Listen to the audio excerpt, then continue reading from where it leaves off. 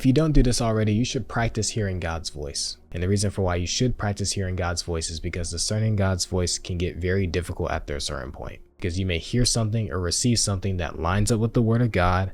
It's not against God's character. It's similar to things that he might have said to other people, but it doesn't necessarily mean that he said it to you. And to figure out the intricacies and the details of hearing God's voice and get really familiar with him speaking to you, it's good for you to practice. You can practice by simply asking God questions about yourself. If you're prophetic, ask him for words of knowledge about other people, and then see if those words of knowledge come true. And on the other hand, if you're asking about yourself as you're living life, or even in some cases, depending on the question that you ask, you should know on whether or not that answer is real or true. And as well as you're practicing hearing God's voice, you should write these things down so that you can know the things in which God did say and the things that he didn't say. And then looking at the things in which you've written down, both right and wrong, you can begin to decipher and see how God really speaks, and it'll get easier for you to recognize and discern his voice. So if you're not doing this already, you should practice hearing God's voice.